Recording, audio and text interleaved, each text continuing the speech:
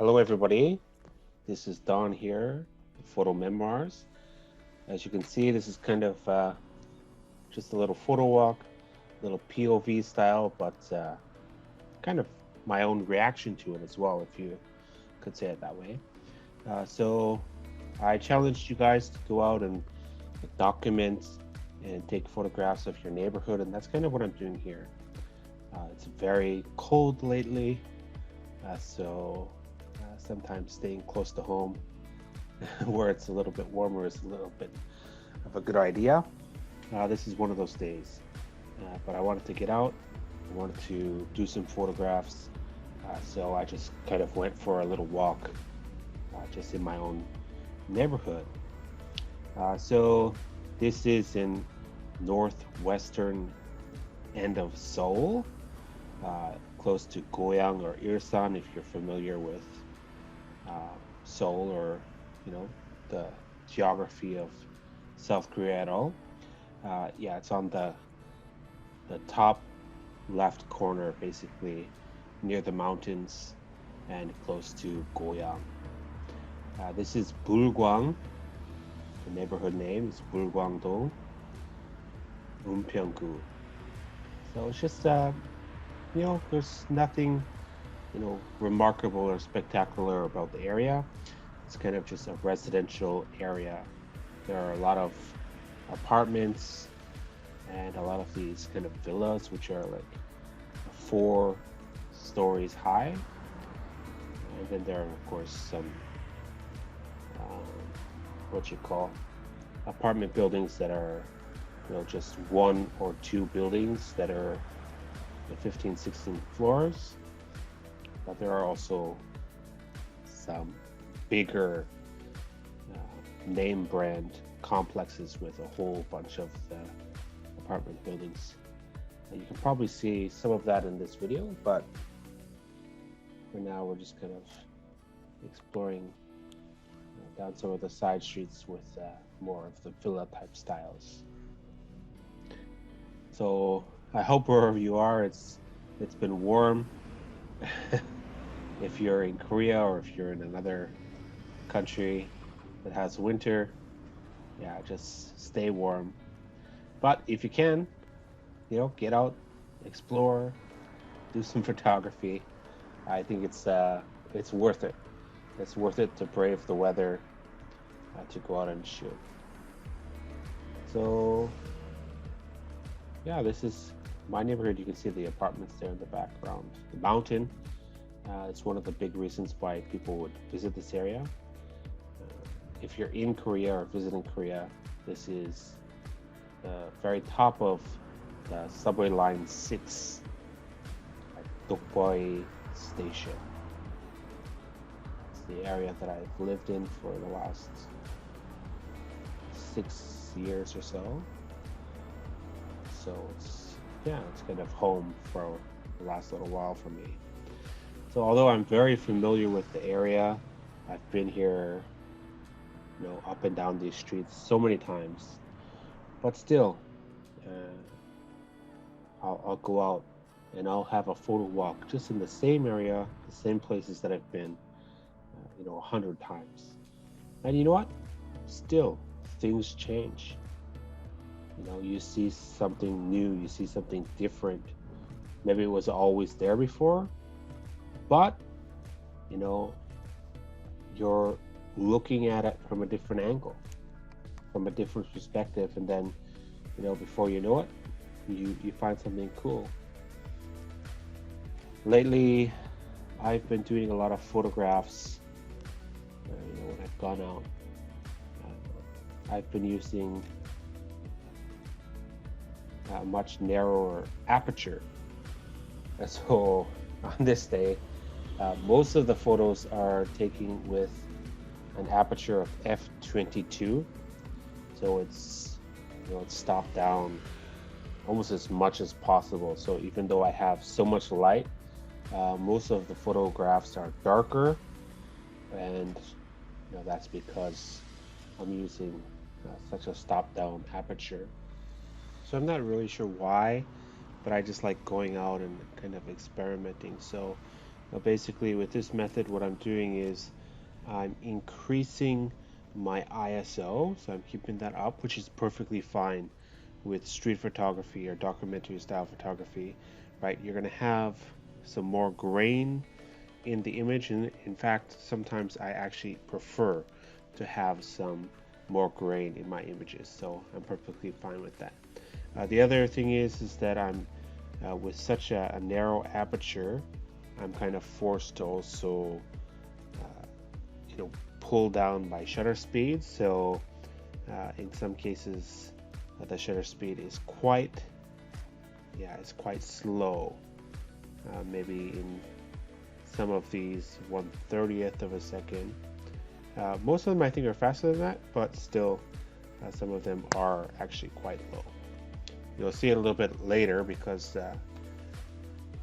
it's winter time and the light is going to disappear soon, but you'll see that when I have that narrow shutter speed, we're going to get the bursts of light in that kind of star shape, which I really like.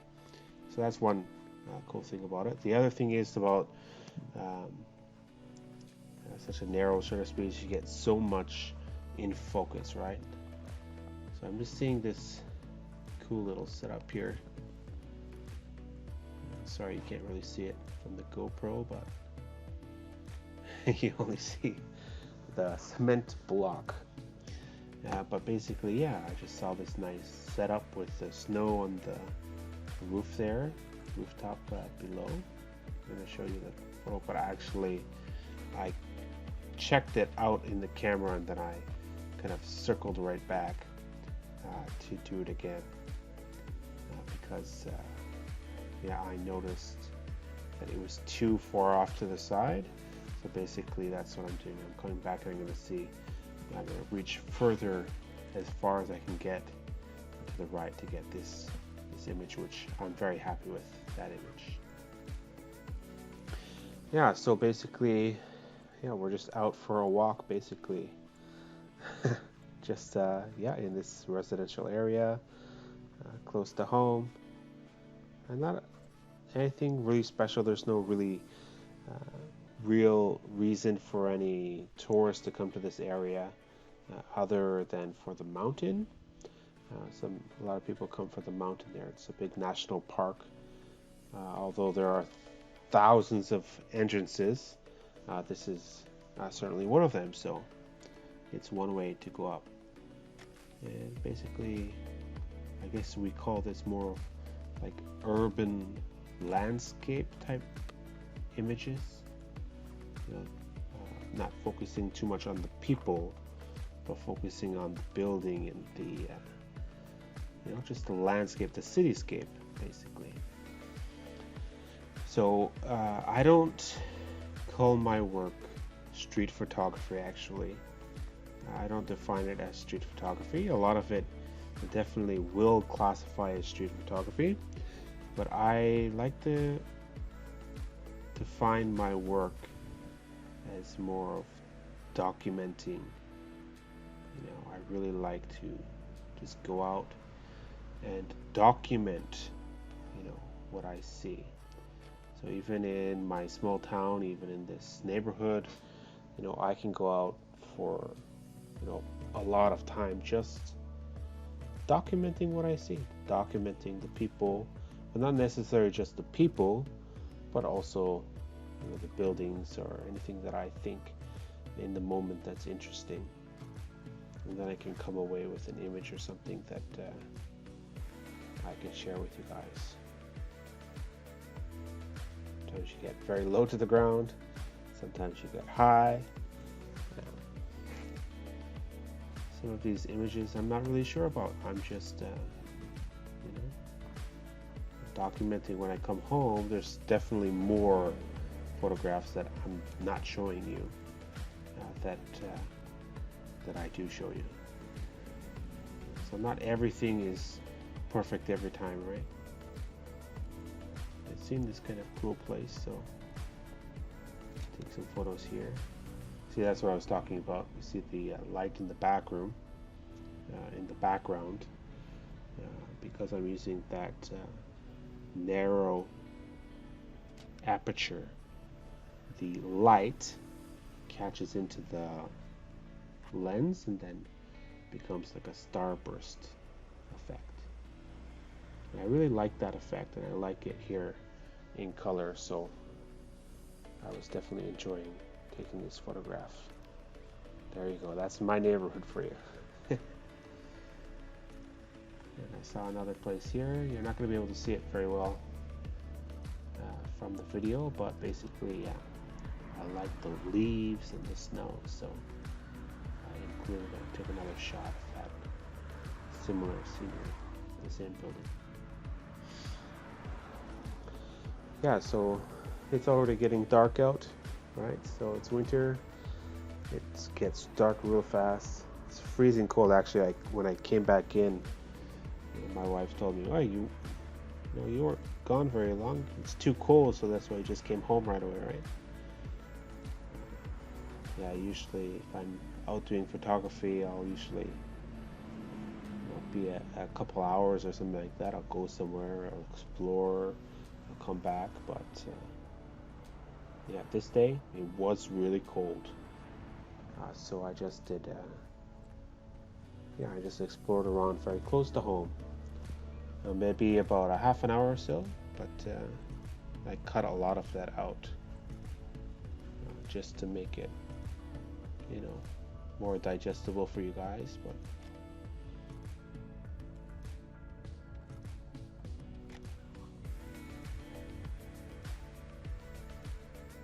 the signs, with the writing, it's always a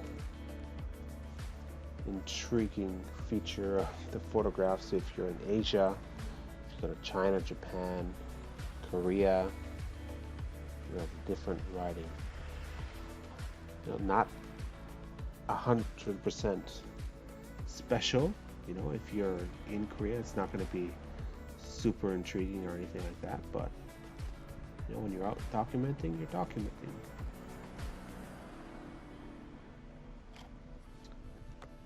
You enjoy it. I had a friend.